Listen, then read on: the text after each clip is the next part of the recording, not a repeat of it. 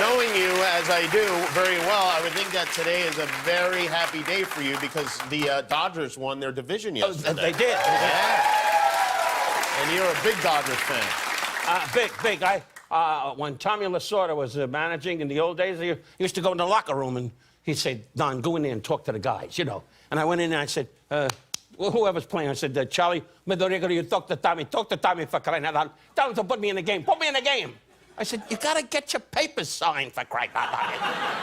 Didn't you dress as the manager once? Yeah, and I went out to the mound and took the pitcher out of the game. That's right.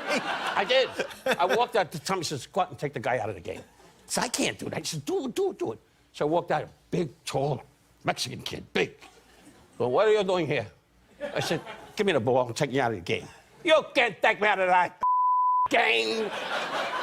You know, what are you, crazy? You can't take me out of the game. Give me the ball. With that, Harry Wintle said. Oh, the umpire. Yeah. I know what he is. They don't. Right away, you got to jump in and keep your name alive. Look at the sign. That's why I don't want to be here. Every day, look at the sign. It's me, Jimmy Kimmel. There are a lot of signs. Anyway, the story... So the umpire comes out... Yeah, and he rips off the mask, and he goes, what's going on? And he sees me, he says, Don Rickles, can you get me 2 tickets to the Dean Martin show? That's a true story, and I save that for people that know what the hell's going on. No, you guys are great.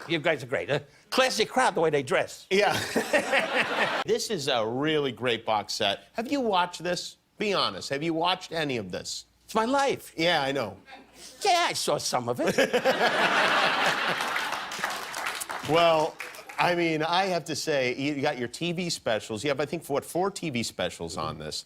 You've got, I mean, and everybody's on there. John Wayne, Frank Sinatra. I mean, just don't run over his name fast. Don't run over the name Frank Sinatra. You young people, if you don't know, he was the greatest in the world. He really was. Yeah, I think everybody knows Frank Sinatra.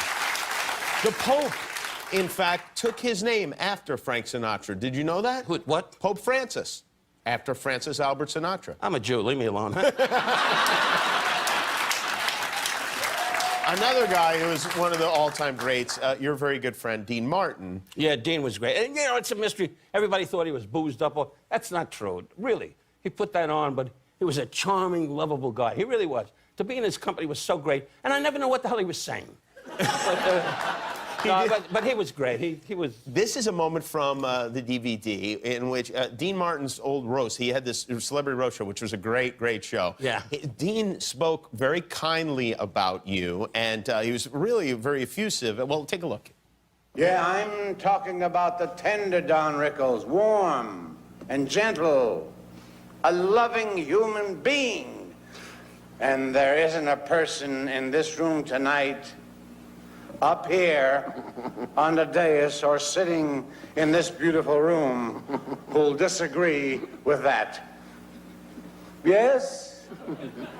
As I stand here and look at the number of people in this room tonight, I realize that everybody who loves Don Rickles showed up. That's great. That's such great stuff. The best part, though, is when you talk to the audience, when you just get into the audience and you start talking to the people. Yeah, well, that's how I worked in the Sahara Hotel many years ago in a place called the Slate Brothers. And I did impressions. You know, I wasn't too good at that. You know, but I'm better than you. I'll tell you that. And I did a picture called One Silent, One Deep. And there was a guy called Clark Gable, so you young people might know. And I used to say to him, you know, Clark, you're a nice guy. You're a nice guy. And he would say, that son of a bitch really does me. Anyway, these are little anecdotes, I tell you. And Burt Lancaster was a lot of fun, you know. He used to dress up with his underwear. He didn't know what the hell time it was. But Burt was a great guy, too. John Wayne is in this special, and I didn't realize, I guess I should have known, but what a giant guy he was until I saw him standing next to you. Yeah, well, he did. I don't like him too close, because from the ranch, he comes with the flies around him from the horses and all. But John Wayne also, a great gentleman. Do you know Donald Trump? Is he somebody that you've come across in your many appearances? What are you, a cop? No. I know Donald. Yeah. You know what happened? Years ago, gang, this is the truth. Years ago, my wife and I were in New York, way back, and Donald said, Don, why don't you come and see some of my business, what I have? Yeah. And that time he had all these apartments, you know, all these beautiful apartments. And we came up to his office, and then he said, "I'm going to show you some of the apartments I have around in this area."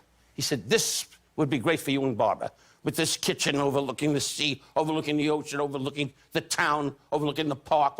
And what is that? There's $1.7 billion, and this is $1.8 billion, and this is $9.6 billion, and this is $8.9 billion."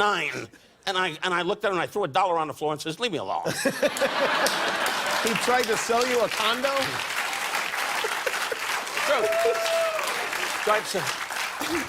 Now he's running for president, you know, and I wish him luck, you know. You were on your friend, our mutual friend, John Stamos' television show last week. God bless. He's not here tonight. He's in the bathroom trying to get his body right. This is one of the greatest photographs ever taken. That's you, Deion Sanders, and Lil Wayne. Yeah. Did you chat with Lil Wayne? Yeah, but he's got to go to a dentist. Anyway, Are you a fan of Lil Wayne? oh, you kidding? I get up every morning and say, "Where's Lil Wayne?" Well, I guess you're a fan. Hi, I'm Jimmy Kimmel. Thanks for watching. It means a lot to me. And if you'd like to take our relationship to the next level, click the subscribe button below. I'll wait for you.